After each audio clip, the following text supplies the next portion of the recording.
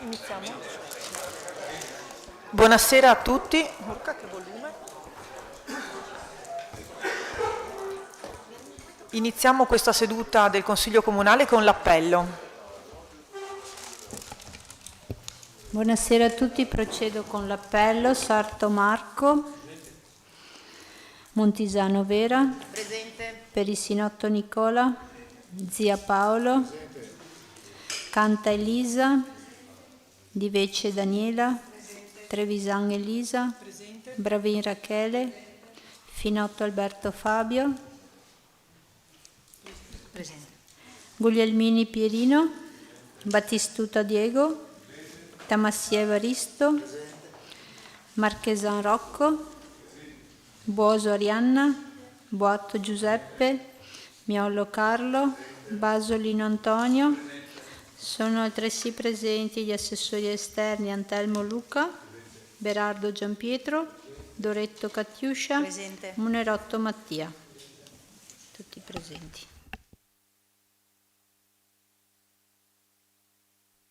Nominiamo scrutatori per questa seduta la consigliera Arianna Buoso, il consigliere Basolino e il consigliere Nicola Perissinotto.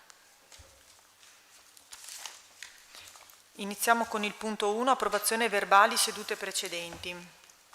Visti i verbali delle sedute del Consiglio Comunale comprendenti le deliberazioni dal 74 all'80 del 28 dicembre 2023 e dal numero 1 al numero 12 del 18 gennaio 2024, dato atto che il deposito dei verbali è avvenuto nei termini previsti dal regolamento del Consiglio Comunale, che copia è stata inviata ai capogruppo consigliari, ritenuti tali atti meritevoli di approvazione e visto il parere favorevole di regolarità tecnica già espresso, si chiede di approvare i verbali appena indicati. Passiamo alla votazione. Voti favorevoli? Approvata all'unanimità.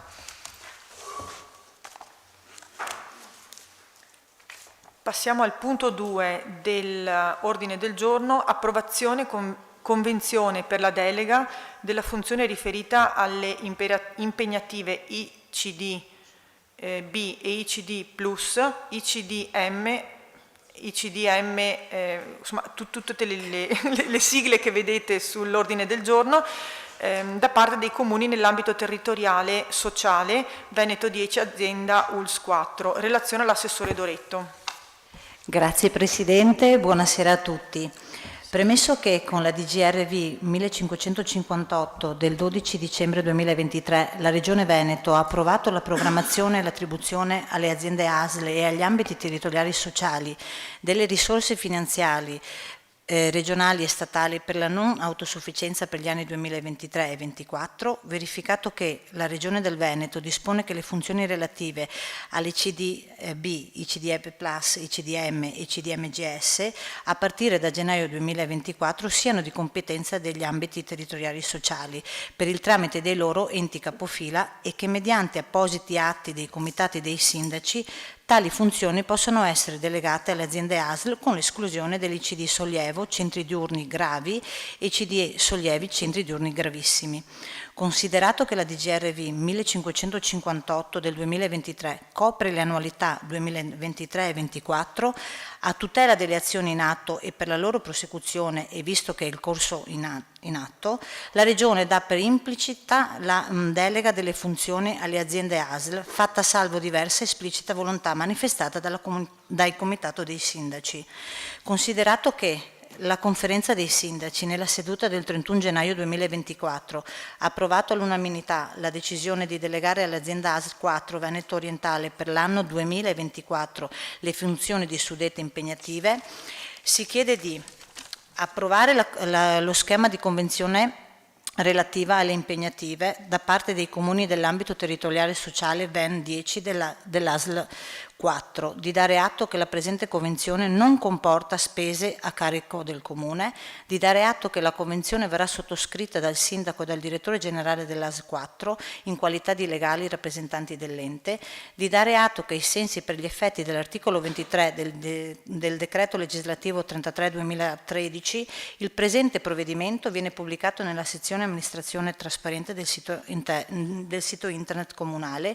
Di dare atto che il responsabile del procedimento darà esecuzione alla presente deliberazione ed assumerà per quanto di competenza tutte le iniziative utili al completamento dell'iter procedurale e amministrativo.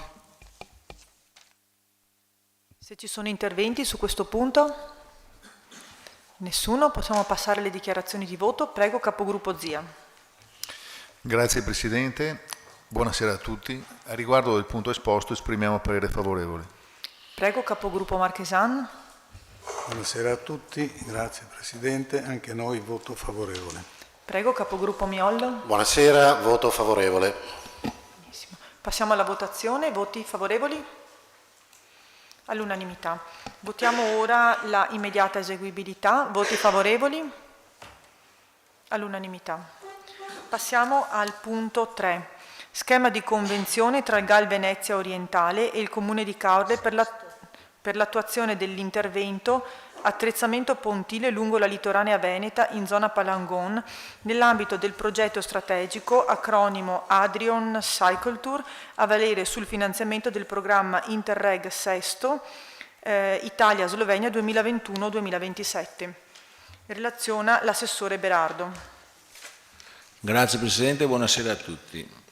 La proposta di delibera ha per oggetto l'approvazione dello schema di convenzione tra il Comune di Caorle e Vegal per l'attuazione di un intervento nell'ambito del progetto strategico denominato Percorso ciclabile Adriatico-Ionico per il turismo sostenibile, acronimo Adrian Cycle Tour.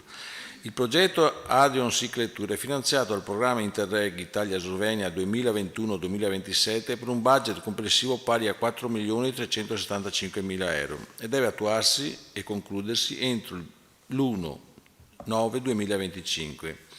I partner progettuali sono 7, 3 italiani e 4 sloveni. Per quanto riguarda l'Italia, Regione Friuli Venezia Giulia, lead partner, Vegal, GAL Venezia Orientale, Promoturismo, Friuli Venezia Giulia interregionale. Per quanto riguarda la Slovenia, Agenzia per lo sviluppo regionale della Gorenjska, Centro regionale di sviluppo Capodistria, Agenzia di sviluppo della Valle dell'Isonzo, Comune di Caporetto.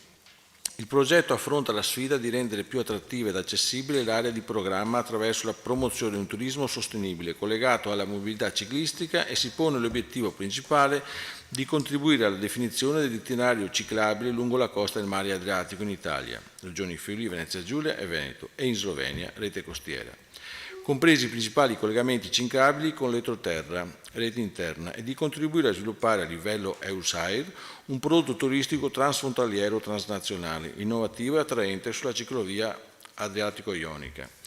Il Comune di Caorle ha già aderito al progetto con la sottoscrizione di una convenzione con Vegal, il Comune di Concordia Sanitaria e Città Metropolitana di Venezia, per il recupero strutturale e statico del Ponte Maranghetto, che interessa l'itinerario Gira Lemene, un itinerario ciclopedonale a valenza storico-naturalistica lungo la direttrice del fiume Lemene, che partendo dai mulini di Stalis a Gruaro e arrivando al porto di Falconera attraversa e collega in un unico percorso i 4 comuni di Gruaro, Portogruaro, Comune Capofila, Concordia Sagittaria e Caorle. Il nuovo intervento oggetto dello schema di convenzione consiste nell'attrezzamento del pontile lungo la litoranea veneta in zona Palangon, nel comune di Caorle, per un importo di spesa di 8.000 euro, che sarà sostenuto dal comune di Caorle, ente attuatore, e rimborsato dal partner Vegal a fronte di un'idonea rendicontazione. Prego, Presidente. Se ci sono interventi su questo punto? Nessuno? Possiamo passare alle dichiarazioni di voto. Prego, capogruppo Zia. Grazie Presidente, a riguardo del punto esposto esprimiamo parere favorevole. Prego, capogruppo Marchesan. Grazie Presidente, anche noi voto favorevole. Prego, capogruppo Miollo. Voto favorevole. Passiamo alla votazione. Voti favorevoli? Unanimità. Votiamo anche l'immediata eseguibilità. Voti favorevoli? Unanimità. Passiamo al punto 4. Approvazione schema di convenzione tra il GAL Venezia Orientale e il Comune di Caorle per l'attuazione dell'intervento di messa in sicurezza delle aree sosta e osservazione in zona Brussa, nell'ambito del progetto strategico Promozione di infrastrutture verdi e blu dedicate ad un nuovo ambiente, acronimo Poseidone, a valere sul finanziamento del programma Interreg Italia-Slovenia 2021-2027. Relazione all'assessore Berardo. Grazie Presidente. La proposta di delibera ha per oggetto l'approvazione dello schema di convenzione tra il Comune di Caorle e Vegal per l'attuazione di un intervento nell'ambito del progetto strategico denominato Promozione di infrastrutture verdi e blu dedicato a nuovo ambiente, acronimo Poseidone. Il progetto Poseidone è finanziato dal programma Interreg Italia-Slovenia 2021-2027 per un budget complessivo pari a 4.365.000 e deve attuarsi e concludersi entro il 31/12/2025. I partner progettuali sono 12, 6 italiani e 6 sloveni. Per quanto riguarda l'Italia, Vega, che è il partner, Regione del Veneto, Direzione Turismo, UO Biodiversità Consorzio di Bonifica Veneto Orientale, Consorzio per il coordinamento delle ricerche inerenti al sistema lagunare di Venezia, Consorzio di Bonifica Veneto Orientale, Friuli Venezia Giulia, www Oasi di Miramari e Comune di Staranzano. Per quanto riguarda la Slovenia, Centro regionale di sviluppo Capodistria, Istituto pubblico Parco naturale Struniano, Riserva naturale di Val Stagnon, Comune di Ancarano, Parco naturale di Punta Grossa, Centro di ricerche scientifiche Capodistria, Camera forestale e di agricoltura della Slovenia. Il progetto investe l'area del mare Adriatico settentrionale che si estende da Chioggia all'estremità della costa slovena, con l'obiettivo principale di promuovere lo sviluppo locale sulla base di bisogni e delle sue sfide comuni e attraverso interventi in 3 diversi settori: la tutela della natura e della biodiversità, lo sviluppo di infrastrutture verdi e blu nei siti Natura 2000 e nel settore agricolo e la diminuzione della pressione turistica sui parchi naturali. Il Comune di Caorle, nell'ambito di programma di cooperazione territoriale transfrontaliero Interreg Italia-Slovenia 2021-2027, già partecipa al progetto di importanza strategica denominato Adrian Cyclone Tour, con l'intervento di ristrutturazione del ponte ciclabile del Branghetto, in collaborazione con Vega, il Comune di Concordia Sagittaria e Città Metropolitana di Venezia. L'intervento oggetto dello schema di convenzione consiste nella messa in sicurezza di alcune aree di sosta e di osservazione nel territorio del Comune di Caorle, nella località specificatamente di Brussa, con interventi di ripristino funzionale, ripristino di pannelli vari, sistemazione di copertura e manutenzione delle strutture lignee per un importo di spesa di 30.000 euro che sarà sostenuto dal Comune di Caorle, ente attuatore, e rimborsato al partner Vengal a fronte di idonea rendicontazione. Prego. Interventi su questo punto? Passiamo alle dichiarazioni di voto. Prego, capogruppo Zia. Grazie Presidente. A riguardo del punto esposto esprimiamo parere favorevole. Prego, capogruppo Marchesan. Grazie Presidente, anche noi voto favorevole. Prego, capogruppo Miollo. Grazie, voto favorevole. Passiamo alla votazione. Voti favorevoli? Unanimità. Votiamo l'immediata eseguibilità. Voti favorevoli? Unanimità. Punto 5. Variazione al documento unico di programmazione 2024-2026. Sezione piano triennale ed elenco annuale dei lavori pubblici e sezione programma triennale servizi e forniture. Variazione al bilancio di previsione finanziario 2024-2026. Relazione all'assessore Montisano. Buonasera a tutti, grazie Presidente. La variazione di oggi scaturisce dall'analisi dei fabbisogni legati all'andamento della gestione e agli obiettivi contenuti nel DUP, oltre che dalle priorità indicate dall'amministrazione. Complessivamente ammonta ad euro 735.934,94 e comprende compensazioni tra capitoli di spesa, l'impiego di nuove entrate e l'utilizzo di avanzo vincolato presunto. Con questa variazione si applicano euro 212.034,94 di avanzo vincolato per spese correnti ed euro 384.000 di avanzo vincolato per le spese in conto capitale. Vi sono rimborsi in entrata per euro 60.400, trasferimenti correnti da amministrazioni pubbliche per euro 4.000, maggiori proventi da parcheggi a pagamento per euro 27.000 ed introiti per la nuova mostra per euro 20.000. Prevede inoltre maggiori entrate rispetto alle previsioni per euro 17.000 ed euro 2.000 derivanti dal rinnovo contratti di affitto. Al settore tecnico vengono destinati euro 100.000 per la manutenzione straordinaria delle facciate del municipio e la sostituzione dei serramenti e della pavimentazione della sala Hemingway, euro 50.000 per l'acquisto di palchi per le manifestazioni, euro 407.000 per la manutenzione del verde e la potatura straordinaria degli alberi, euro 52.000 per le spese relative all'appalto di bike sharing, di cui euro 6.000 necessari per la creazione di una nuova stazione, euro 80.000 per la fornitura di transenne parapedonali, euro 60.000 per asfaltature di strade e sostituzione di alberi. Nel settore urbanistica viene incrementato di euro 17.000 quanto lo stanziamento per le opere di culto, mentre vengono destinati euro 51.000 ed euro 40.000 rispettivamente per la restituzione di oneri di urbanizzazione e per la monetizzazione dei parcheggi. Al settore servizi alla persona vengono destinati euro 43.000 per il supporto esterno necessario alla mensa scolastica ed euro 20.000 per l'acquisto di attrezzature per la mensa di San Giorgio di Livenza. Viene inoltre incrementata di euro 60.000 la spesa per le manifestazioni a seguito sia di un incremento dei costi che all'inserimento di nuovi eventi nella programmazione. Viene incrementato di euro 8.000 quanto stanziato dal settore segreteria affari generali per adeguare la previsione di spesa a quanto stabilito dalla legge di bilancio 2024, che ha introdotto l'onere di provvedere al rimborso dei permessi retribuiti dagli amministratori dei dipendenti degli enti locali. In merito al settore finanze si è proceduto a stanziare i fondi necessari per la copertura degli interessi sul mutuo per il completamento del Teatro Baffile, pari ad euro 70.420 per l'anno 2024, euro 66.900 per l'anno 2025 ed euro 63.200 per l'anno 2026, prima non previsti in bilancio. Questo a seguito del ricevimento in data 7 febbraio 2024 della lettera di ammissione al Fondo Speciale per la concessione di contributi in conto interessi da parte dell'Istituto di Credito Sportivo, che dispone che il contributo in conto interessi verrà erogato a dimostrazione del completamento dell'opera in oggetto del finanziamento ammesso al contributo.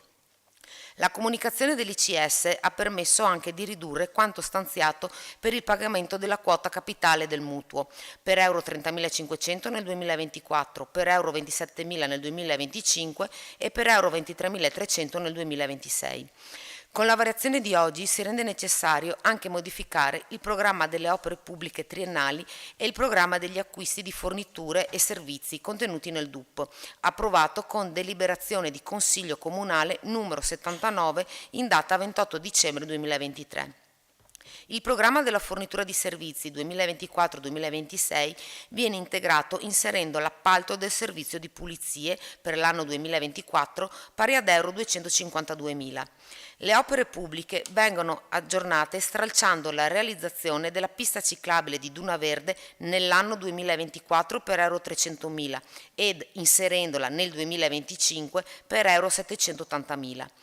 Viene incrementato inoltre l'importo per la realizzazione della pista ciclabile Ponte Riello Ottava Presa, portandolo da euro 1 milione ad euro 1.500.000, prevedendo la copertura di parte dell'opera con un contributo ministeriale di euro 1 milione, per la quale è stata fatta richiesta. Grazie. Interventi su questo punto? Passiamo alle dichiarazioni di voto. Prego, capogruppo Zia. Grazie Presidente. Riguardo il punto esposto votiamo favorevolmente. Prego, capogruppo Marchesan. Grazie Presidente, noi votiamo voto contrario. Prego, capogruppo Miollo. Grazie, noi votiamo astensione. Passiamo alle votazioni. Voti favorevoli? Contrari? Astenuti? Votiamo anche l'immediata eseguibilità. Voti favorevoli? Contrari? Astenuti? Approvata.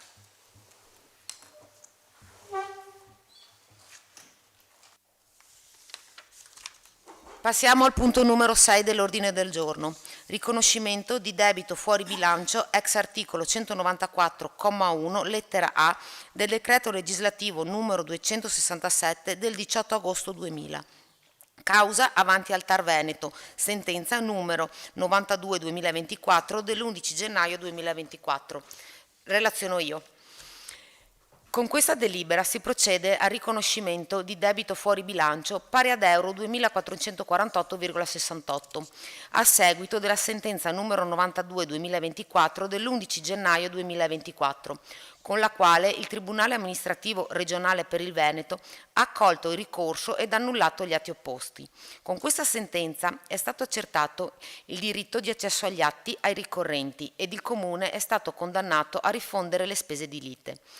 I provvedimenti oggetto del ricorso erano i seguenti: richiesta di accesso agli atti del 18 settembre 2023, protocollo 35.792 riscontro, e istanza di annullamento in autotutela di accesso agli atti riscontro datato 12 ottobre 2023, protocollo 39.244. Si ricorda che le sentenze esecutive rientrano nell'elenco delle fattispecie elencate al comma 1 dell'articolo 194 del decreto legislativo 18 agosto 2000 numero 267, per le quali gli enti locali debbono provvedere al riconoscimento del debito fuori bilancio. Nel caso di sentenze esecutive il debito è sempre legittimo e il riconoscimento della legittimità da parte del Consiglio è un atto dovuto ed obbligatorio. Questo passaggio serve comunque per ricondurre al sistema bilancio un fatto finanziariamente maturato all'esterno dell'ente, per poi procedere alla liquidazione del debito. Ci sono interventi in merito? Passiamo alle dichiarazioni di voto. Capogruppo Paolo Zia. Grazie Presidente. A riguardo del punto esposto esprimiamo parere favorevole. Capogruppo Marchesan. Anche noi voto favorevole. Capogruppo Miollo. Voto favorevole. Passiamo alla votazione. Voti favorevoli? Votiamo l'immediata eseguibilità. Grazie.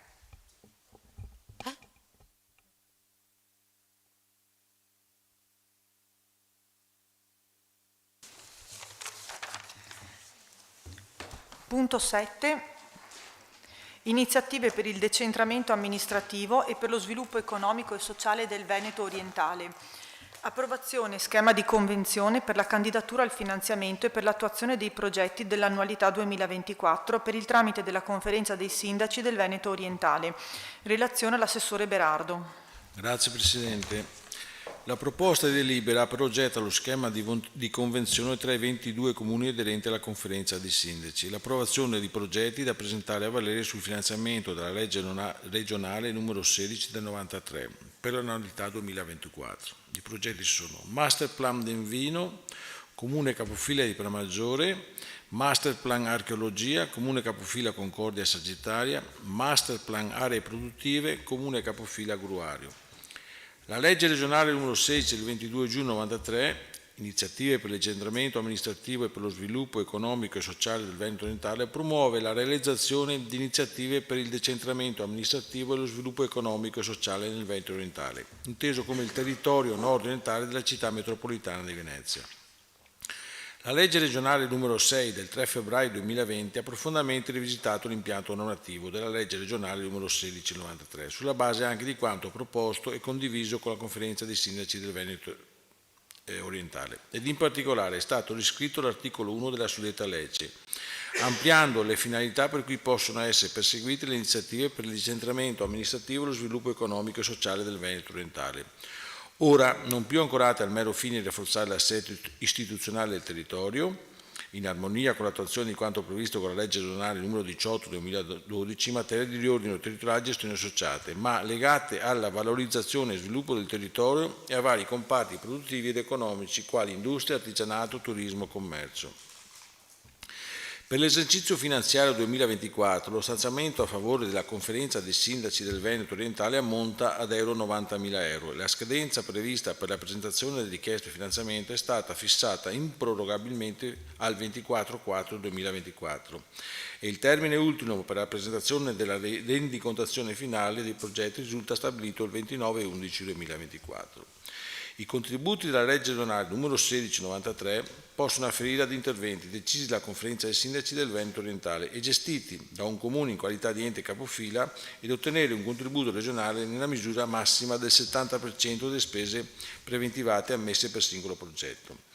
I soggetti destinatari di contributi dalla legge regionale 1693 sono i 22 comuni ubicati nell'area del Veneto orientale, così come individuato all'articolo 1, comma 2 della legge regionale 1693, costituiti come conferenza dei sindaci del Veneto orientale: Alone Veneto, Caorle, Cavallino Treporti, Ceggia, Cinto Camaggiore, Concordia, Sagittaria, Eraclea, Fossalta di Piave, Fossalta di Portuguaro, Gruaro, Jesolo, Meolo, Musile di Piave, Noventa di Piave, Portuguaro, Pramaggiore, Quarto d'Altino, San Donà di Piave, San Michele al Tagliamento, Sastino di Livenza, Telio Veneto e Torre di Mosto. La conferenza dei sindaci del Veneto orientale, nelle sedute tenutesi nelle date 13/9/2023, 13/12/2023 e 14/2/2024, ha discusso le priorità e i temi rilevanti per la valorizzazione e lo sviluppo del territorio di riferimento ed ha approvato i seguenti progetti da presentare a valere sul finanziamento della legge regionale numero 1693 per l'annualità del 2024. Master Plan del Vino, Comune capofila Pramaggiore, Master Plan Archeologia, Comune capofila Concordia Sagittaria, Master Plan Aree Produttive, Comune capofila Gruaro.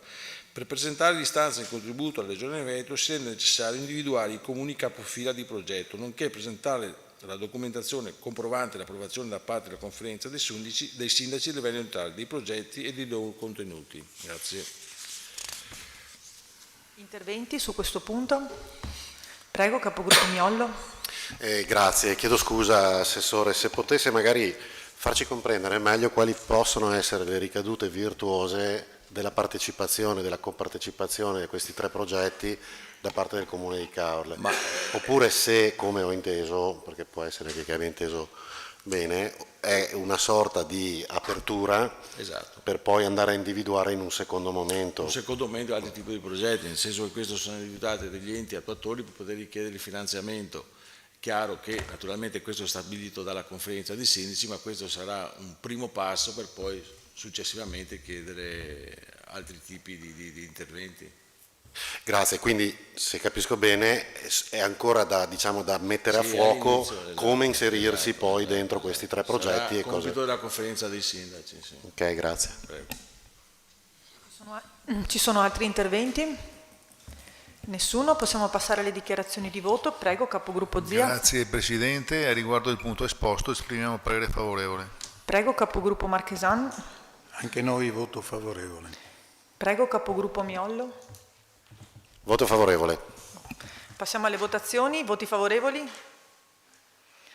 Unanimità. Passiamo alla votazione sull'immediata eseguibilità. Voti favorevoli? Unanimità.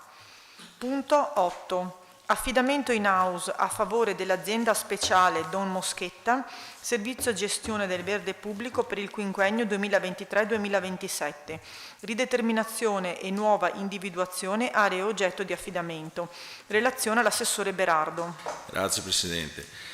La proposta di delibera per oggetto la rideterminazione del perimetro del servizio di gestione del verde pubblico assegnato all'azienda speciale Don Moschetta, individuato con deliberazione del Consiglio Comunale numero 93 del 29/12/2022 e l'adeguamento dei corrispettivi dovuti all'azienda speciale per la gestione del verde pubblico, allineandoli agli attuali prezzi di mercato. Nella relazione andamento gestione verde dell'anno 2023 trasmessa dall'azienda speciale Don Moschetta il 27/12/2023, l'azienda ha evidenziato i maggiori costi sostenuti nel corso del 2023 per la gestione del verde pubblico e ha proposto all'amministrazione comunale di rideterminare e individuare le aree oggetto di affidamento per una maggiore efficienza e gestione del servizio, proponendo di continuare allo svolgimento dello stesso concentrando le proprie attività nelle sole località e nelle frazioni. L'azienda speciale aveva già segnalato un'offerta economica trasmessa in data 7/12/2022 che effettivamente il servizio costerà all'azienda 272.842 euro e che tale importo è calcolato sul costo pieno del servizio, esclusi gli investimenti e da un lato prospettico, considerato che l'affidamento così come strutturato per la prima volta non ha uno storico effettivo. Da un'indagine di mercato effettuata dall'Ufficio Manutenzione e Funzionamento è stato riscontrato che i prezzi offerti dall'azienda speciale in data 7/12/2022 sono effettivamente sottostimati rispetto ai prezzi di mercato. Si è ritenuto pertanto opportuno rimodulare il perimetro di gestione per garantire un servizio più efficiente, adeguare i corrispettivi dovuti all'azienda speciale per la gestione del verde pubblico, allineandoli agli attuali prezzi di mercato. Le nuove aree interessate sono località di Cacorniani, località di Cacottoni, frazione di San Giorgio di Livenza, località di San Gaetano, località di Ottava Presa, località di Marango. Strade comunali sia interne che esterne ai predetti centri abitati, comprese le piste ciclo pedonali e i tratti di strade provinciali nelle immediate vicinanze ai predetti centri abitati e diserbo dei marciapiedi nel capoluogo. L'importo complessivo del servizio per l'annualità 2024, in seguito alla rideterminazione del perimetro e all'adeguamento dei prezzi, ammonta a 285.965 euro, compreso IVA, per complessivi 348.877 euro. Prego, Presidente. Interventi su questo punto? Nessuno. Passiamo alle dichiarazioni di voto. Prego, capogruppo Zia. Grazie Presidente. Riguardo il punto esposto esprimiamo parere favorevole. Prego, capogruppo Marchesanno. Noi esprimiamo parere contrario. Prego, capogruppo Miollo. Buonasera, noi esprimiamo voto di astensione. Passiamo alle votazioni. Voti favorevoli? Contrari? Astenuti? Votiamo l'immediata eseguibilità. Voti favorevoli? Contrari? Astenuti? Approvata. Punto 10. Patto dei sindaci. Punto 9, scusatemi. Approvazione in recepimento del regolamento unico di gestione associata dei rifiuti urbani nel Bacino Venezia, come approvato dal Consiglio di Bacino Venezia Ambiente con deliberazione dell'Assemblea numero 21 del 19 dicembre 2023. Relazione all'assessore Berardo. Grazie Presidente. Il decreto legislativo 3 aprile 2006, numero 152, cosiddetto testo unico ambientale, all'articolo 198,2 dispone che i comuni concorrono a disciplinare la gestione dei rifiuti urbani con appositi regolamenti, al fine di disciplinare in particolare a. Le misure per assicurare la tutela igienico-sanitaria in tutte le fasi della gestione dei rifiuti urbani. B. Le modalità del servizio di raccolta e trasporto dei rifiuti urbani. C. Le modalità del conferimento della raccolta differenziata e del trasporto dei rifiuti urbani al fine di garantire una distinta gestione di diverse frazioni di rifiuti e promuovere il recupero degli stessi. D. Le norme atte a garantire una distinta e adeguata gestione dei rifiuti urbani pericolosi, dei rifiuti da esumazione e da stumolazione di cui l'articolo 184,2 lettera F. Le misure necessarie ad ottimizzare le forme di conferimento, raccolta e trasporto dei rifiuti primari e di imballaggi in sinergia con altre frazioni merceologiche, fissando standard minimi da rispettare. F. Le modalità di esecuzione della pesata dei rifiuti urbani prima di inviarli al recupero e allo smaltimento. Il piano regionale dei rifiuti, che prevede fra le competenze dei consigli di bacino l'approvazione del regolamento di gestione dei rifiuti urbani unico per il bacino di competenza, in data del 15 novembre 2022 è stato dato l'avvio al procedimento per l'approvazione del regolamento di gestione dei rifiuti urbani unico per il bacino di Venezia, vista la nuova competenza attribuita ai consigli di bacino. Al fine di raggiungere all'approvazione del regolamento unico, che è stato avviato un iter partecipato con i comuni di gestori ai sensi delle deliberazioni dell'Assemblea numero 14 e 16 del 2022, per aggiornare il regolamento tipo di cui la delibera numero 6 del 2021 relative allegati al fine di rendere un regolamento unico di bacino. Si sono seguiti vari incontri tra le parti, dei quali si richiamano quelli di condivisione con i comuni effettuati nelle date sottoindicate, il 24/1/2023, il 31/1/2023, il 15/2/2023, il 4/5/2023 e il 22/5/2023. Si sono svolte riunioni plenarie con gli uffici ed amministratori dei comuni del bacino e i gestori del Consiglio di bacino per la discussione della bozza proposta.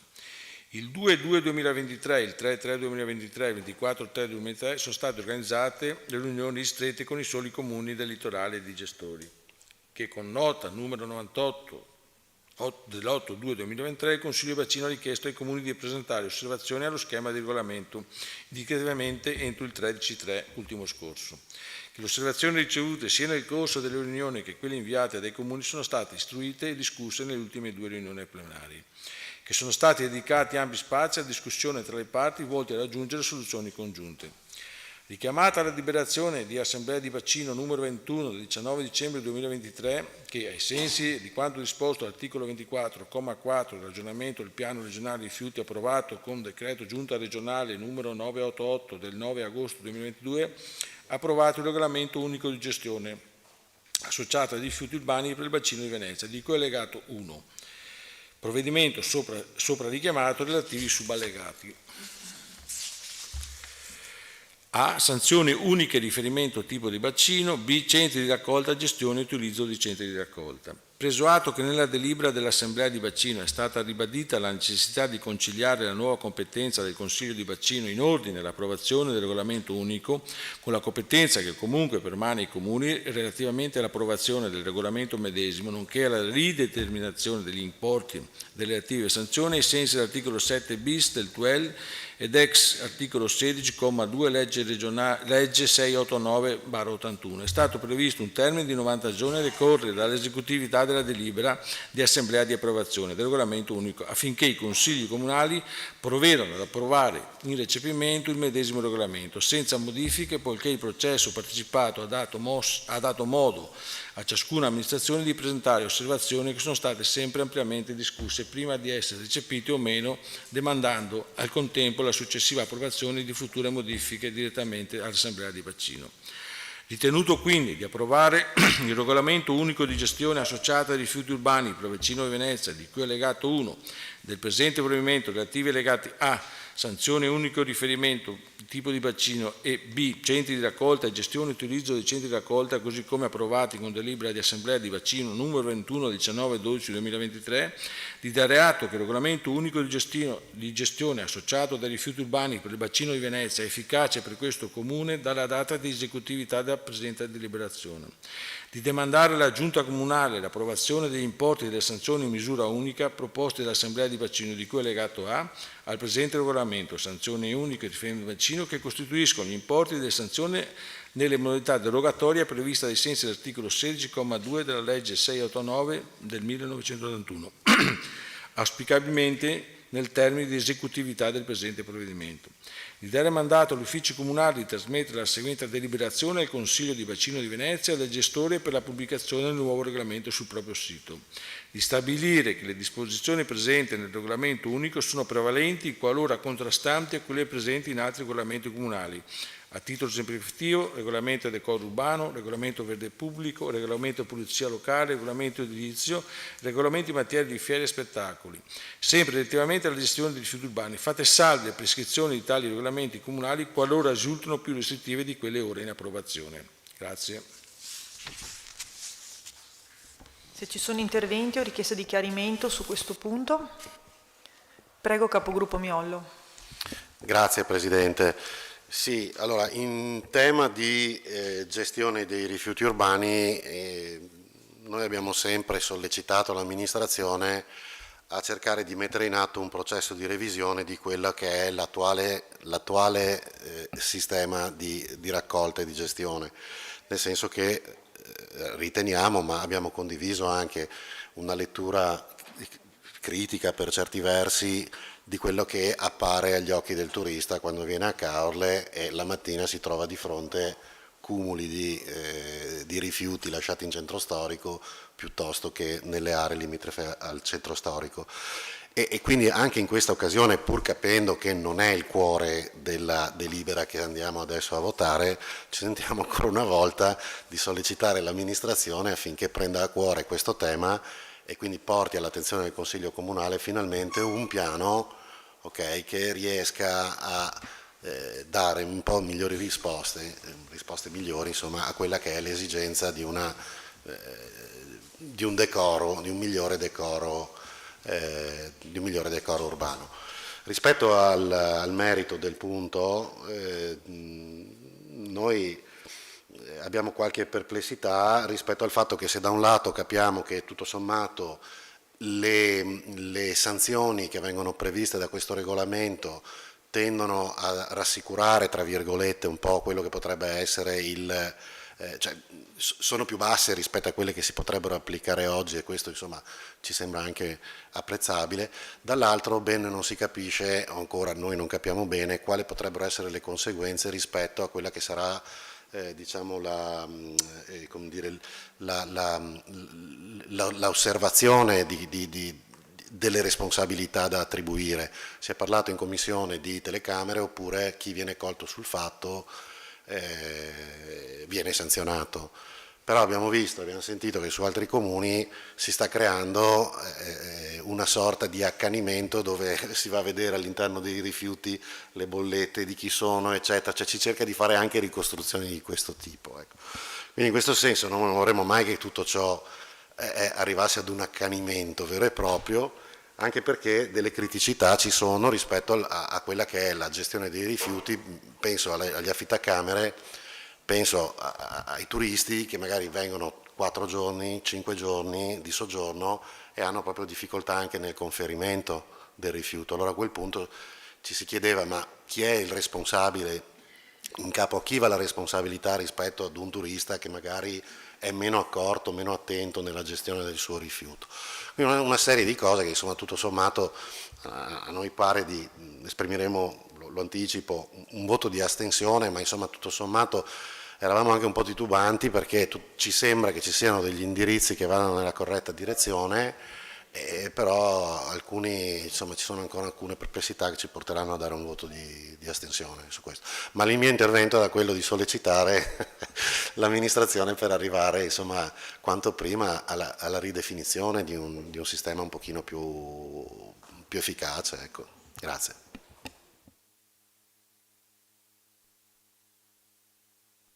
Se non ci sono altri interventi possiamo passare alla votazione. Prego, signor Sindaco. Sì, solo per poter chiarire alcune questioni che ha sollevato il capogruppo Miolo. Rispetto al processo di revisione del servizio, ecco, io credo che innanzitutto, ed è in programma, credo la prossima settimana, un incontro con i responsabili di Veritas, perché non dimentichiamoci che dal 1° di gennaio il servizio è gestito ed è in capo a Veritas proprio sulla scorta purtroppo di una normativa che ha previsto le aggregazioni a livello di territorio d'ambito, in questo caso la città metropolitana, e del fatto che in una fase, e questo Consiglio Comunale è stato più volte oggetto di atti intermedi, no? Rispetto a quella che dovrebbe poi essere definita la questione con una fusione per incorporazione da parte di Veritas nei confronti di ASVO. Non nascondo che c'è anche una certa preoccupazione perché ASVO era un'azienda del territorio con la quale riuscivamo ad interloquire anche con una certa facilità. Sulla questione invece dei servizi, per cui è evidente che con Veritas dovremmo fare un'analisi e cercare di adeguare e di sistemare quello che fino ad oggi non ha funzionato, perché poi ogni città balneare ha delle peculiarità. Se io penso evidentemente Bibione è prettamente turistica, Caorle ha, come è stato evidenziato da lei, un nucleo, il centro storico, sul quale evidentemente il servizio deve essere fatto in maniera diversa. I servizi nel momento in cui si chiedono si pagano anche e vengono caricati sulla tariffa, tenendo conto che abbiamo un aumento fisiologico purtroppo, abbiamo un aumento, io l'avevo ricordato in questo Consiglio Comunale, che tiene conto anche del pagamento di tutta una serie di arretrati importanti e che in una prima fase erano stati limitati anche in termini di tariffa, se non sbaglio, all'incirca verso l'8%, perché potremmo trovarci con questo e quello di cui farci carico, ed è altrettanto evidente che se vogliamo servizi migliori, perché le strade si possono spazzare 2, 3, 4, 5 volte anche tutti i giorni, dipende dal contesto. E questo vale anche per le modalità di raccolta, per cui faremo un ragionamento prima della stagione turistica per non doverci effettivamente ritrovare in situazioni che hanno creato un certo tipo di disagio. Stiamo pensando con Veritas anche a degli investimenti, a dei punti di raccolta, no? Soprattutto in maniera particolare per il centro storico, che possono consentire una raccolta che non riguardi proprio la parte della zona pedonale, in maniera tale, e questo succede già in diverse località che sono simili alla nostra, sempre in Regione Veneto, dove i rifiuti vengono raccolti, no, dagli stessi operatori in quei contesti. Rispetto all'ultimo tema che lei ha sollevato, che è quello degli affittacamere piuttosto che degli affitta-appartamenti, beh, ormai quasi tutti sono gestiti in forma imprenditoriale, e qua io credo che il senso delle sanzioni che verranno sia applicate con telecamere, fototrappole piuttosto che altro, ha sempre una fase transitoria, che è quella di educare principalmente le persone a non commettere. Allora, le sanzioni devono essere previste per essere elevate naturalmente e devono essere un deterrente, non quella fase, diciamo così, di penalizzazione per far cassa, tanto per essere chiari, perché comunque il problema continueremo ad averlo, per cui servono perché sono lo strumento anche per far capire, per educare, tenendo conto che all'interno di ogni affittacamere o di ogni affitto appartamenti questo tipo di raccolta dovrebbe essere organizzata. Allora, nessuna caccia alle streghe, tanto per essere chiari, no? Certo che se, e come è successo in passato, ma questo succedeva anche con ASVO, all'interno della raccolta in cui alcuni operatori posizionavano i rifiuti, si riscontravano delle anomalie, una volta c'è stato l'avviso, una volta, e poi la sanzione viene anche, a volte anche guardando, perché purtroppo succede questo anche nei rifiuti. Non deve essere questo il sistema, ho detto, abbiamo in mente una serie di azioni che dovremo in questo caso condividere con la mediazione di ASVO, perché ASVO continuerà ad esistere, però perché in questo momento c'è un semplice affitto di ramo d'azienda nei confronti di Veritas, ma il passo successivo era una cosa voluta? Credo di no. Se noi io l'ho ribadito in questo Consiglio Comunale, vediamo quello che è successo anche un po' con Veritas rispetto ad una volta ad ASI, no? La prontezza di intervento e la gestione che ASI faceva della rete idrica. Questo ce l'ha imposto la norma, come l'ha imposta per le aggregazioni delle banche di credito cooperativo, faccio un esempio, ce l'ha imposto e di conseguenza non possiamo fare altrimenti. Abbiamo vissuto una situazione ibrida, naturalmente ci confronteremo con Veritas e cercheremo di mettere a punto, tenendo conto che le considerazioni che lei ha fatto, insomma, ci sono care e le conosciamo bene. Passiamo ora alle dichiarazioni di voto. Prego, capogruppo Zia. Grazie Presidente. E riguardo il punto esposto esprimiamo parere favorevole. Prego, capogruppo Marchesan. Grazie Presidente, noi voto di astensione. Prego, capogruppo Miollo. Voto di astensione, grazie. Passiamo alla votazione. Voti favorevoli?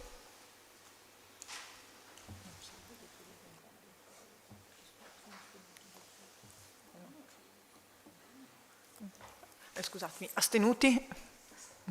Votiamo l'immediata eseguibilità. Voti favorevoli? Astenuti? Punto numero 10. Patto dei sindaci per l'energia sostenibile e il clima. Rafforzamento degli obiettivi per un'Europa più equa e neutrale dal punto di vista climatico. Relazione all'assessore Berardo. Grazie Presidente. Nel 2008, in occasione della settimana europea per l'energia sostenibile, la Commissione europea ha lanciato il Covenant of Measures, patto dei sindaci, con lo scopo di coinvolgere le amministrazioni per ridurre le emissioni di CO2 di almeno il 20% entro il 2020. E il Comune di Caorle ha aderito e ha redatto un PAES, Piano d'azione per l'energia sostenibile. Nell'ottobre 2014 l'Unione Europea ha adottato il quadro per le politiche dell'energia e del clima all'orizzonte 2030, che ha fissato nuovi obiettivi in materia di clima ed energia. 1. Riduzione almeno del 40% delle emissioni nazionali di gas a effetto serra. Almeno il 27% dell'energia consumata nell'Unione Europea deve provenire da fonti rinnovabili. Miglioramento dell'efficienza energetica non inferiore al 27%, intendendo che ogni emissione rimanente deve essere bilanciata dalla rimozione di CO2 dall'atmosfera. A dicembre 2019 la Commissione europea ha presentato il Green Deal europeo, che definisce un impegno di neutralità di carbonio al 2050 e con il regolamento 2021-1119 del Parlamento europeo e del Consiglio europeo del 30 giugno 2021, legge europea sul clima entrata in vigore il 29 luglio 2021, è stato stabilito il quadro per raggiungere la neutralità di carbonio. Preso d'atto che l'Unione Europea mira a essere climaticamente neutra entro il 2050 e che a fronte di questo sono stati individuati i seguenti obiettivi al 2030 che dovrebbero garantire il raggiungimento di un'Europa ad emissioni nulle nel 2050. 1. Ridurre le emissioni climateriali di almeno il 55% entro il 2030 rispetto ai livelli del 1990. riqualificazione energetica di almeno 35 milioni di edifici con la creazione di almeno 160.000 nuovi posti di lavoro nel settore edilizio. Contributo del 40% di energia rinnovabile negli usi finali di energia nel 2030. Riduzione del 36% e 39% rispettivamente dei consumi di energia finale ed energia primaria rispetto ai livelli pre-crisi finanziaria 2007. Fare in modo che almeno il 3% della superficie calpestabile degli edifici pubblici siano riqualificati ogni anno. Definire uno standard di almeno il 49% di energia rinnovabile negli edifici entro il 2030. Fare in modo che ciascun Stato membro aumenti l'uso dei rinnovabili nel riscaldamento e condizionamento estivo di almeno l'1,1% in più ogni anno fino al 2030. Ripristinare e rinaturalizzare le foreste, il suolo, le zone umide e le torbiere affinché si aumenti la capacità di assorbimento della CO2 e rendere l'ambiente più resiliente al cambiamento climatico. Verificata che la strategia nazionale di adattamento ai cambiamenti climatici approvata con il decreto del Ministero dell'Ambiente e tutela del territorio e del mare numero 86 del 16 giugno 2015 prevede la proposta di un piano nazionale di adattamento ai cambiamenti climatici del Ministero dell'Ambiente e della tutela del territorio e del mare. Il Piano Nazionale Integrato per l'Energia e il Clima 2030, pubblicato dal Ministero dello Sviluppo Economico il 21 gennaio 2020, in qualità di strumento fondamentale per cambiare la politica energetica e ambientale nel nostro Paese verso la decarbonizzazione, la proposta del piano per la transizione ecologica che si articola su 5 macro obiettivi. 1. Neutralità climatica. 2. Azzeramento dell'inquinamento. 3. Adattamento ai cambiamenti climatici. 4. Ripristino della biodiversità e degli ecosistemi. 5. Transizione verso l'economia circolare e la bioeconomia. Preso atto che aderendo al patto dei sindaci per il clima e l'energia il Comune di Caorle si è preso l'impegno di ridurre le emissioni di CO2 del 40% al 2030 rispetto al 1990 e di occuparsi dell'adattamento del territorio ai cambiamenti climatici focalizzando la propria attenzione su 3 pilastri. 1. Mitigazione ai cambiamenti climatici. 2. Adattamento ai cambiamenti climatici. 3. Contrasto alla povertà energetica, impegnandosi ad intraprendere necessarie seguenti azioni. Ricordato che con deliberazione di Consiglio Comunale numero 56 del 26/11/2020 ha approvato il piano d'azione congiunto della Venezia Orientale per l'Europa Sostenibile e il Clima, integrando il proprio PAESC, implementando le azioni già definite e tenendo in considerazione oltre alla mitigazione anche l'adattamento climatico, ponendo come nuovo orizzonte temporale l'anno 2030, alzando gli obiettivi di riduzione del CO2 a meno 40%. Rilevato che il patto dei sindaci per l'energia sostenibile e il clima definisce un rinnovato impegno e una visione condivisa al fine di ottenere le seguenti sfide interconnesse. Accelerare la decarbonizzazione dei nostri territori contribuendo così a mantenere il riscaldamento globale medio al di sotto di più 2 gradi. Rafforzare le nostre capacità di adattare agli impatti degli inevitabili cambiamenti climatici rendendo i nostri territori più resilienti. Aumentare l'efficienza energetica e l'utilizzo di fonti energetiche rinnovabili sul nostro territorio, garantendo così l'accesso universale ai servizi energetici sicuri, sostenibili e accessibili a tutti. Ritenuto di condividere l'iniziativa di approvare e sottoscrivere il documento Patto dei Sindaci Europa, rafforzamento degli interventi per un'Europa più equa e neutrale dal punto di vista climatico che si lega quale parte integrante sostanziale al presente provvedimento. Si chiede di approvare tale documento di intenti condividendo l'iniziativa di approvare l'autorizzazione al Sindaco a sottoscrivere il documento Patto dei Sindaci Europa, rafforzamento per gli interventi per un'Europa più equa e più neutrale dal punto di vista climatico, che si allega alla quale parte integrante e sostanziale del presente provvedimento. Grazie. Interventi o richieste di chiarimenti su questo punto? Prego, capogruppo Miollo. Grazie Presidente, solo per condividere con questo Consiglio un pensiero, perché credo che sì, è una delibera dei buoni propositi dagli esiti del tutto inutili, credo, nel senso che quello che possiamo fare è cercare di sostenere, e per carità nel nostro piccolo, quello che è un indirizzo verso un atteggiamento sempre più green, e su questo siamo tutti d'accordo, ma siamo anche consapevoli più che mai che insomma poco possiamo influenzare quello che è un sistema pianeta, visto che l'investimento per sostenere queste azioni green il più delle volte avviene bruciando carbone nei paesi asiatici oppure negli Stati Uniti oppure in grosse parti di mondo. Per cui, per carità di Dio, ognuno cerca di fare la propria piccola parte e credo che sia questo lo spirito dell'iniziativa, non oltre, ma sarebbe forse più interessante se anche dal basso potesse arrivare, come dire, una spinta dai territori, dai sindaci, dalle amministrazioni per arrivare ai governi che poi a loro volta potessero portare all'attenzione di un organismo che oggi non c'è a livello internazionale ma che avrebbe ben ragione d'essere, che è quello di farsi carico di un problema così grande che non può essere solo dell'Europa o delle intenzioni europee o degli Stati membri dell'Europa, ma deve essere semplicemente allargato. Tutto qui, grazie. La ringrazio capogruppo Miollo. Se non ci sono altri interventi passerei alle dichiarazioni di voto.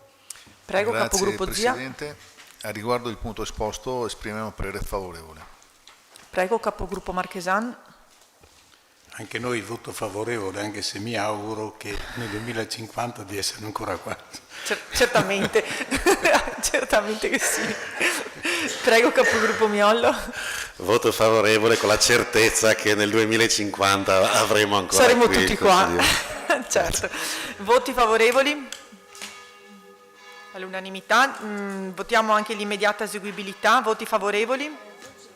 No? Sentite queste. Ma le ho trovate scritte sui fogli. Ok, vabbè. Ok, non serviva votare l'immediata eseguibilità. Grazie lo stesso. La seduta è chiusa, vi auguro buona serata.